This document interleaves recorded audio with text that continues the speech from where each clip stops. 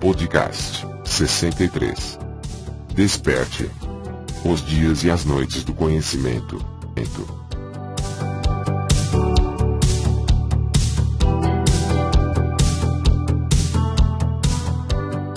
Se inscreva em nossos canais parceiros.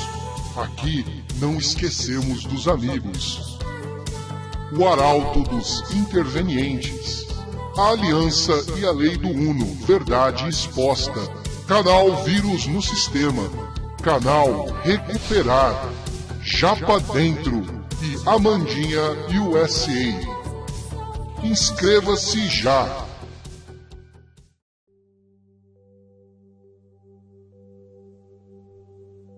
Facebook e canal. Uma nova humanidade, Senhor Black. Aliança e a Lei do Uno, Verdade Exposta. Há evidências palpáveis de avanços tecnológicos impossíveis na antiguidade. Objetos inquietantes foram datados com carbono 14, antes da pré-história.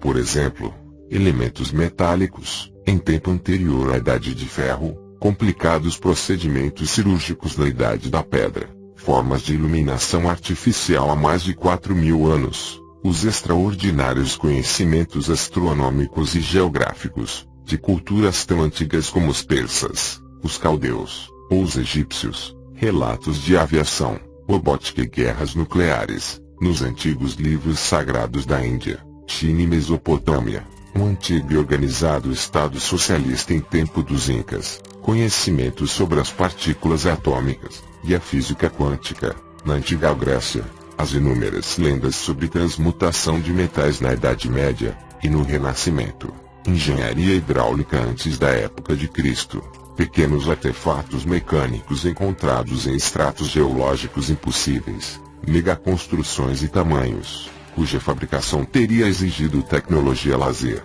na Idade da Pedra, blocos gigantescos, que exigiriam para o seu transporte uma sofisticada máquina, em antigos impérios do Egito, Maia e Inca, a antiga cidade de Mohenjo-Daro.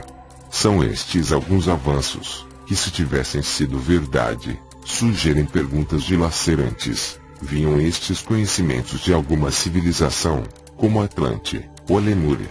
Foram trazidos por visitantes extraterrestres? Foram os antigos deuses do Egito, Mesopotâmia, Índia, China, América, extraterrestres civilizacionais? Há quanto tempo o homem está realmente civilizado sobre a Terra? Milhares ou milhões de anos? A civilização é mais antiga do que pensamos? Talvez não sejamos os únicos no universo, e talvez há muito que nos visitam. Com o progresso da ciência, o conceito do tamanho e da idade do universo mudou radicalmente nos últimos anos. Homens perspicazes, tais como Giordano Bruno, Galileu e Darwin, desafiaram os seus contemporâneos de mente estreita, e afirmaram que o mundo era maior e mais antigo do que o homem tinha acreditado. Há anos, o naturalista francês, Buffon, calculou a idade da Terra. Ele pensou que o nosso planeta tinha arrefecido há 35.000 anos, e que a vida apareceu cerca de 15.000 anos atrás. Esta cronologia do erudito francês era mais racional do que a crença geral existente na Inglaterra, pelo tempo da coroação da Rainha Vitória, em 1837, de que a Terra e o homem haviam sido criados em 4004 graus Celsius. Mas a geologia e o darwinismo desacreditaram este conceito medieval, e 25 anos mais tarde, Lord Kelvin acrescentou 10 milhões de anos à idade da Terra. Graças a técnicas aperfeiçoadas, a idade da crosta terrestre foi determinada em cerca de 3.300 milhões de anos, enquanto a do planeta em geral é estimada em 4.600 milhões de anos. Em apenas 200 anos, a idade da referida crosta do nosso planeta tinha subido de 35.000 a 3.300, 000.000 anos. Poucas décadas atrás, foi considerado que o homem tinha aparecido há 600.000 anos. Novas descobertas no sul e leste de África, alargadas o lapso de existência do Homo sapiens há 2 milhões de anos. A última descoberta de dentes e mandíbulas antropóides no sul da Etiópia confirma este valor.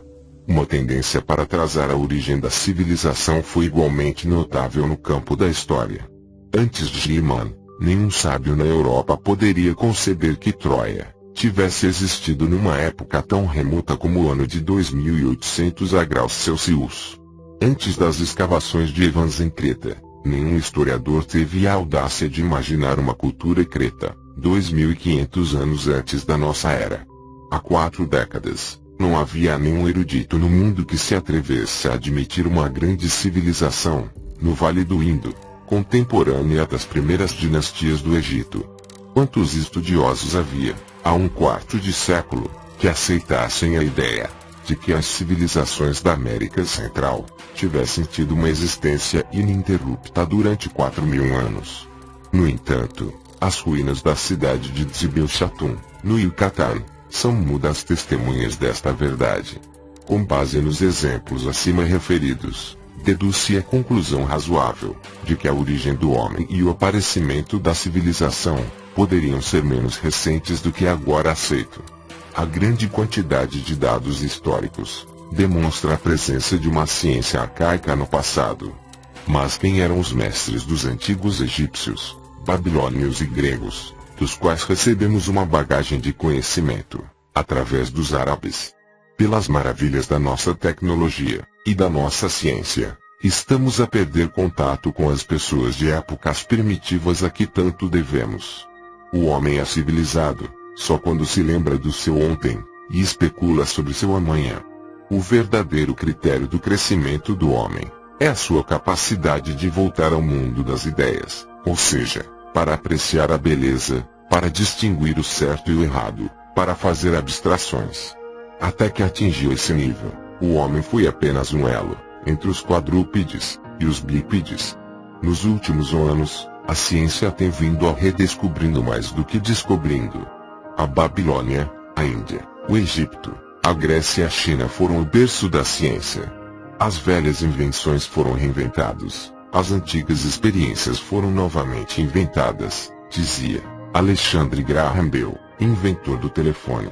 Ou seja, provavelmente há muito, já existiu a penicilina, antes de Fleming, os aviões antes de Santos Dumont, os satélites de Júpiter, antes de Galileu, as viagens à Lua, antes das sondas Apollo, a teoria atômica, séculos antes de Rutherford, as baterias elétricas antes de Volta, os computadores antes de Wiener, e a ciência, antes desta idade da ciência.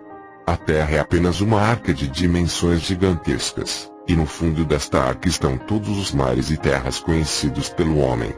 O firmamento é a tampa do cofre, e as montanhas são as suas paredes. Esta é a imagem infantil da Terra, pintada por Cosmas Anticopleustes, um erudito explorador do século VI, na sua topografia cristã. Mas, 1000 anos antes do livro de Cosmas, os filósofos tinham uma ideia diferente, e muito mais precisa da forma da Terra. Pitágoras, século VI, a.C., ensinava na sua escola de Crotona, que a Terra era uma esfera. Aristarco de Samos, século III, a.C., deduziu que a Terra girava ao redor do Sol. Eratóstenes, o bibliotecário de Alexandria, século III, a.C., calculou a circunferência do nosso planeta. Coisa muito curiosa, os povos mais antigos possuíam um conhecimento científico superior ao das nações de períodos históricos posteriores. Até a segunda metade do século XIX, os estudiosos e os clérigos do Ocidente pensavam que a Terra tinha uma antiguidade de apenas alguns milhares de anos. No entanto, os antigos livros bramânicos, que o dia de Brahma, ou seja, o lapso de existência do nosso universo, num valor de 4.320 milhões de anos. Este número aproxima-se muito da dos nossos astrônomos, que calculam que é de aproximadamente 4.600 milhões de anos. É evidente que o conhecimento teve os seus dias e as suas noites. A ciência emergiu da escuridão medieval durante o Renascimento. Pelo estudo das fontes clássicas, os sábios voltaram a descobrir verdades que já haviam sido conhecidas por muitos séculos, por antigos babilônios, egípcios, hindus ou gregos. O curso destas oscilações do progresso pode ser seguido por um período superior a 6.000 ou 7.000 anos, as fronteiras da história.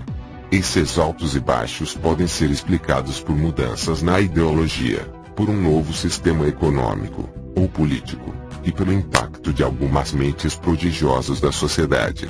Em 1600, o monge dominicano, Giordano Bruno, foi queimado vivo, na Piazza del Fiore, em Roma, depois de ter sido declarado e condenado por heresia.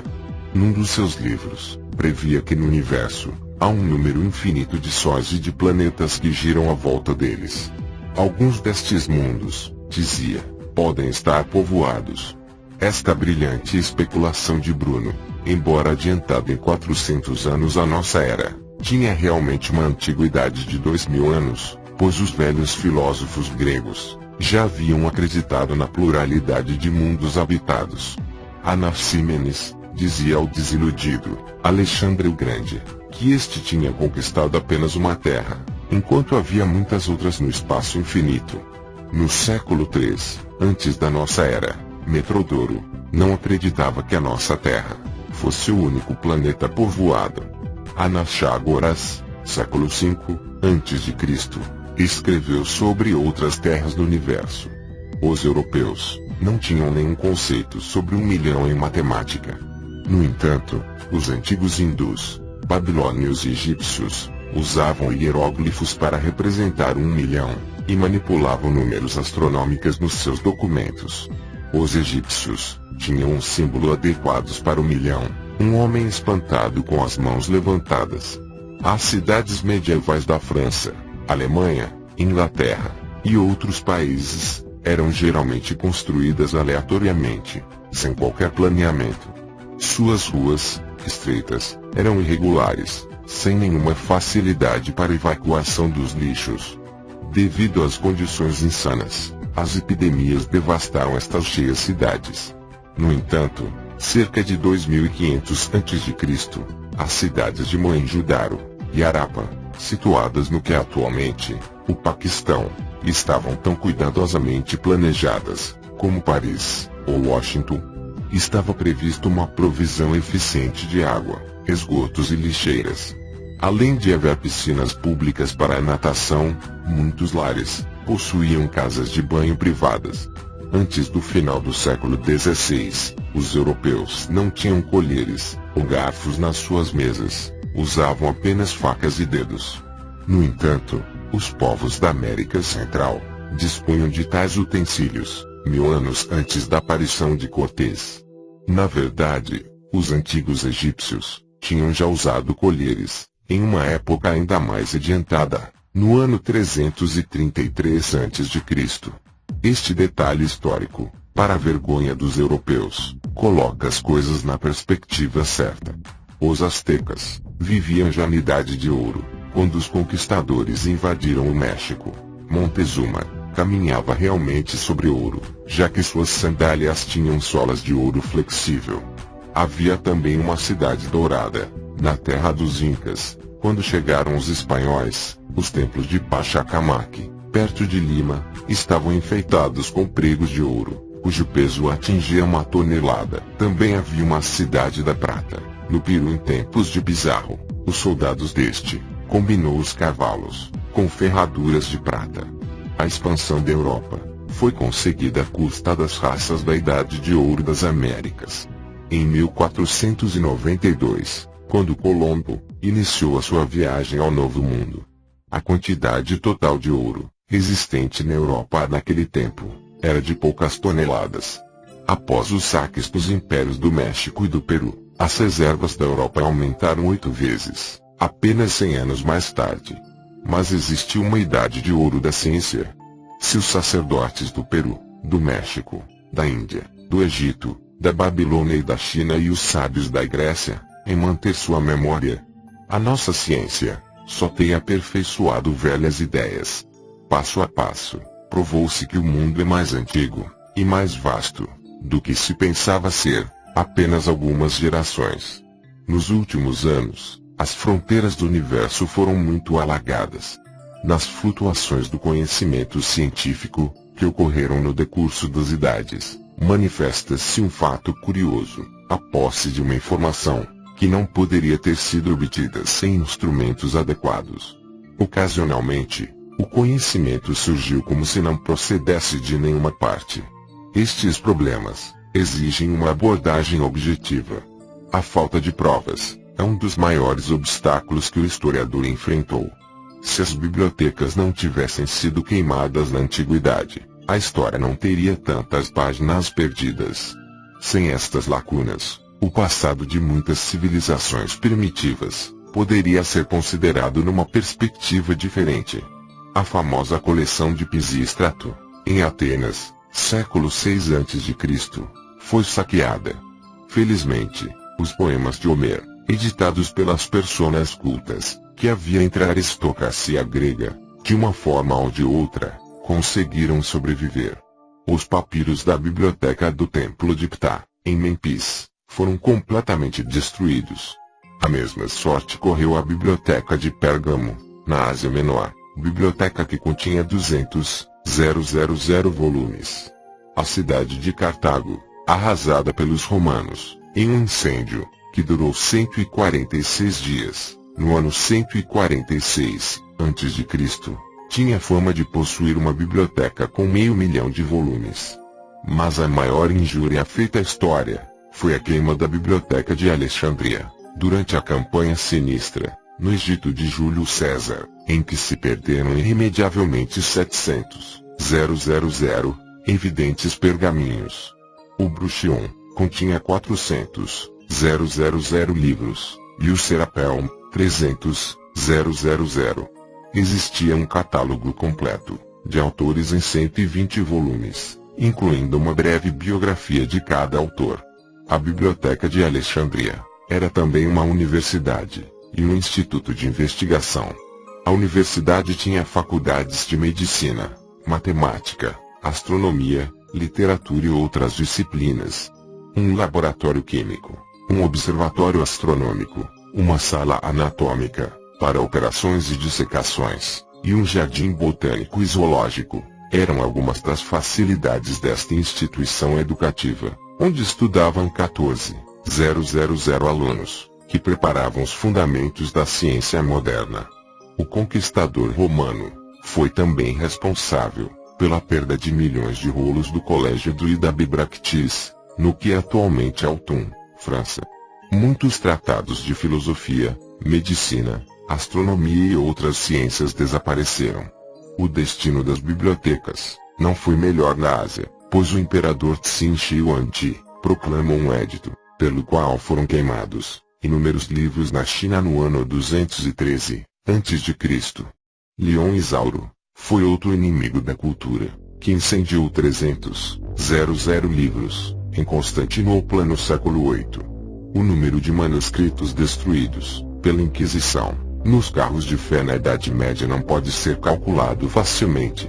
Por causa destas tragédias, vemo-nos na necessidade de depender de fragmentos desligados, episódios casuais e pobres relatos. O nosso passado remoto é um vazio cheio de tábuas, pergaminhos, estátuas, pinturas e vários artefatos. A história da ciência teria um aspecto totalmente diferente se a coleção de livros de Alexandria estivesse ainda intacta. Por outro lado, também se fizeram descobertas inesperadas, que enchiam lacunas existentes na história antiga.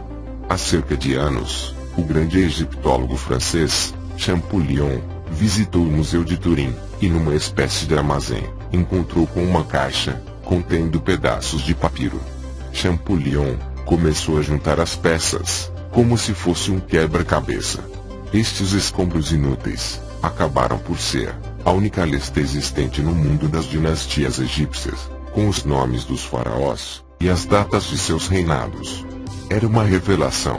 Pode-se imaginar como os nossos pontos de vista se modificariam sobre a antiguidade, se mais crônicas deste tipo, mesmo que não fossem recipientes de escombros. O sensacional achado dos documentos do Mar Morto revelou o fato de que esta versão mais antiga da Bíblia, século II a.C., concordava razoavelmente com o texto massorético, século X, da nossa era. De um ponto de vista histórico e religioso, os documentos do Mar Morto foram uma aquisição extremamente importante. Esta é a história dos livros perdidos, mas quantos outros ainda podem estar escondidos nos lugares mais inesperados? Até que tais documentos de épocas passadas sejam localizados, podem ser considerados os únicos textos sagrados, os escritores clássicos, e os mitos que conhecemos atualmente, como o único material confiável para reconstruir a imagem do passado. A mitologia e o folclore são pensamentos fósseis, que descrevem a história de culturas desaparecidas, sob a forma de símbolos e alegorias. Separando a fantasia da realidade, a partir das lendas, pode voltar a criar uma imagem razoavelmente correta de eventos, pessoas e lugares passados. A cidade de Ur, mencionada na Bíblia, como a cidade de que havia partido Abraão, não lhe dava qualquer significado geográfico ou histórico, por parte dos sábios do século XIX.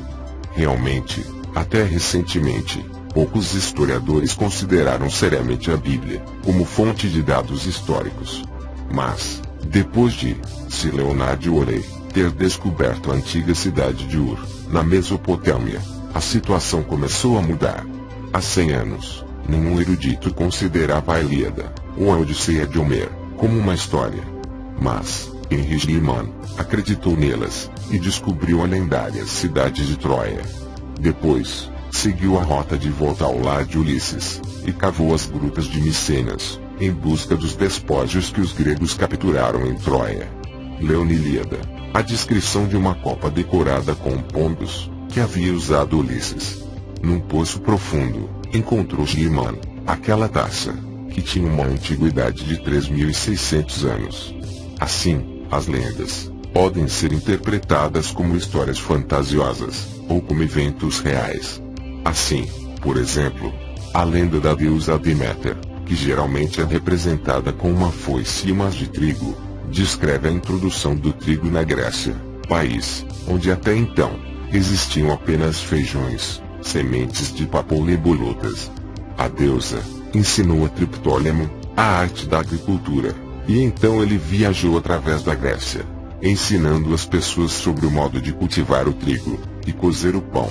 Em seus diálogos, Platão faz referência a uma forma arcaica de linguagem grega. Naturalmente, seus contemporâneos nunca tiveram notícias deste dialeto perdido. Mas, mais tarde, no século XIX, foi encontrada uma antiga escritura que, ao ser decifrada nos anos 50, revelou que não era um grego pré-clássico. Por conseguinte, temos o direito de desconfiar das palavras dos antigos escritores ou lendas rançosos, exceto e até que tenham sido provadas erradas. A arma do ceticismo é perigosa. A curva do conhecimento desce no gráfico do progresso mundial. Não é difícil demonstrar a superioridade do pensamento grego sobre a filosofia escolástica das idades escuras. Nascida na antiguidade, ofuscada durante a era medieval, a ciência foi redescoberta pelos árabes, restaurada no Renascimento, e desenvolvida pelos cientistas dos tempos modernos. Mas, há muito tempo, existiram outros altos e baixos do progresso cultural. As pinturas rupestres de urus, cavalos, veados e outras feras, nas cavernas de Altamira, Las Calques, Ribadesela e outras, são peças mestras, não só da arte pré-histórica, mas também da arte de qualquer período. Os antigos egípcios, babilônios e gregos pintavam touros estilizados. Mas os bisontes, ou os cavalos de Altamira, ou Las Calques, parecem ter sido pintados por um Leonardo, um Picasso. O realismo e a beleza destas pinturas das cavernas fazem-nas imensamente superiores aos desenhos de animais do Egito, da Babilônia ou da Grécia. Nas cavernas foram descobertos esboços e trabalhos de ensaio que sugerem a existência de escolas de arte, cerca de 15.000 anos atrás. As pinturas rupestres de Cro-Magnon têm mais de antiguidade do que as produções artísticas das civilizações antigas. Este é também um outro exemplo da forma como uma onda atinge um pico na curva da civilização e depois desce. Há 350 anos, o grande astrônomo alemão Johannes Kepler atribuiu, com razão, a causa das marés à influência da Lua. Em seguida, foi alvo de perseguição. No entanto, numa época tão antiga como o século II a.C., o astrônomo babilônio Seleuco falava sobre a atração que a Lua exerce nos nossos oceanos. Posidônio, 135-50 a.C., realizou um estudo sobre as marés e chegou à certeira conclusão de que estavam relacionadas com a revolução da Lua à volta da Terra. O eclipse da ciência, durante estes séculos, é demasiado evidente. O antigo texto astronômico índio, Surya Siddhanta, afirmava que a Terra é um balão no espaço. No livro, o Anti-Ping Kingswen, o instruído Shipu diz ao Imperador Amarelo 2697-2597 a.C., que a Terra flutua no espaço. Há apenas 2697-2597 anos, que Galileu, por ensinar este mesmo conceito, foi condenado pelas autoridades religiosas. Diógenes de Apolônia, século V a.C., afirmava que os meteoros se deslocam no espaço, e com frequência, caem para a Terra. Contudo, no século XVIII, Lavoisier, o pilar da ciência, pensava de modo diferente. É impossível que as pedras caiam do céu, porque não há pedras no céu. Hoje, sabemos que é possível. Pesquisa e revisão, Sr. Bleck, fonte, facebook.com, Uma Nova Humanidade. Fim deste podcast. Você acabou de ouvir, podcast 63, Desperte, os dias e as noites do conhecimento. E atenção, todos os sábados, às 21 horas, as lives do Sr. Bleck, no canal, Uma Nova Humanidade, com muitas informações novas, e sincronizadas com fatos que estão acontecendo no cenário da ufologia e espiritualidade global. Material complementar a esse podcast, com textos, imagens, vídeos, links com artigos complementares, e outras fontes, vocês encontrarão em nossa página no Facebook, link na descrição deste vídeo. Acesse e curta a nossa página para receber as novas publicações, e não esqueça de ativar as notificações desse canal, clicando no sininho. Se ainda não é inscrito, inscreva-se. Aqui não esquecemos dos amigos. Conheça e curta nossos canais parceiros. Veja no canto direito da página principal de vídeos de nosso canal. Inscreva-se e deixe sempre seu comentário. Ele é muito importante para nós, pois mesmo sendo negativo, poderemos sempre melhorar e avaliar nosso trabalho. Gratidão por ouvir até aqui. Deixe o seu joinha, e em breve, retornarei com mais informações. Até a próxima, e namastê a todos.